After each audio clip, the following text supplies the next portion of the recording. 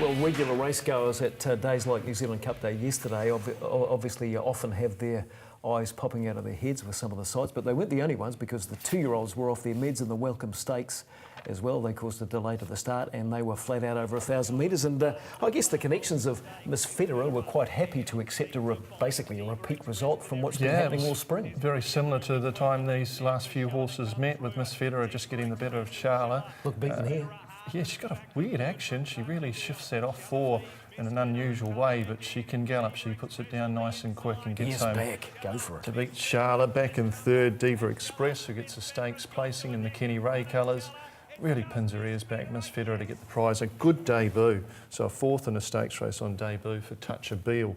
Beautifully related filly by Savabeel out of final touch. She was quite cheap. Good job from Andrew Carson. Young guy that doesn't have a lot of money to go to the sales and play with, and he spends 10,000 there. I bet she was 10,000 at the sale. 10,000. And the funny thing is, you look at that, you think, well, how do these horses only cost 10,000? Well, look at it the way she obviously she wouldn't walk normally because she flicks that leg so badly. So a lot of people just get put off by that sort of stuff. And Bruce, it's actually a bit upsetting when you see that, because you think of all the time that goes into sales prep and all the things you do, and then you see a horse with an off-4 like that.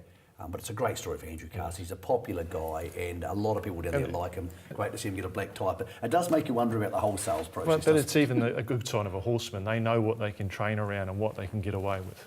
And what he can afford to spend, which was $10,000. Here is Andrew Carson after his first black type success. Congratulations, Andrew. I know you've won 70-odd races, but none more significant than that. Nah, that's unbelievable. Bit of a long day. It was a bit rough in the gates and to get in, but awesome effort. Look, it's very difficult for these horses at such an early stage of their careers, and she clearly's just about had enough, but she had the class to get there today. Yeah, absolutely. I was very concerned at the furlong, I'll be honest, but good, strong ride, Matt Cameron, and I knew that when he got after her, she'd give, and super effort, brilliant. Not a lot of money you paid for her either, just quietly. No, $10,000 filly, so awesome result for the whole team, and I've got a good team around me, and it can't be done without them.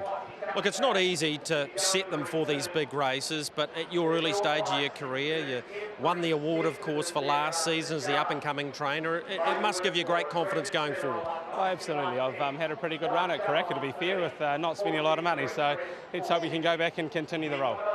I know it's been tough for you, but you really deserve this. Congratulations. Thank you very much, Greg. A few nervous moments getting into the gates, and she really had to lift, didn't she? Yeah, she did. You know, she's got her quirks, but that makes those fillies a little bit better. You know, they got a bit of attitude, and I think those horses kicked up on the inside. She ran away from them a little bit, got a bit lost across the junction, and but once I got stuck into her a couple of times with the stick, she dug deep, and I knew Tiaka's horse was going to kind of, the way it raced, it seemed to always come up a little bit short, so I kind of knew if I got going, I had the upper hand. This is a big win for Andrew Carson. I'm sure you're delighted to provide him with this listed win. Yeah, 100%. You know, we go a long way back. He's been around a while, and you know, he works hard. You know, to be fair, he doesn't have the best horse in the world, but he does bloody good with what he's got, and he's had a great carnival, seconds, thirds, couple of winners. So you know, I'm more than happy to take the reins and get the job done for him.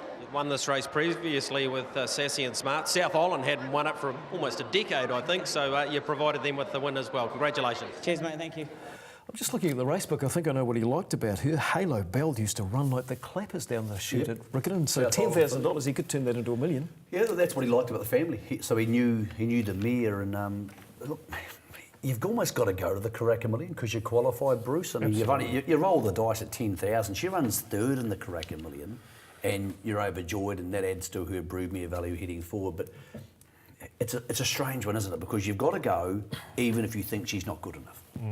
But at the end of the day, the Karaka Million, it's not always the best horse that wins it. Of course it's not. Yeah. Just the way the races run, barriers, luck and running. What'd you make of the others? The Tiako horse, is he an improver, or is he just sort of finding one better than Yeah, he's just getting touched off at the moment, but with these 2-year-olds, you'll always see them come back better the next prep, so let's judge them on the next prep.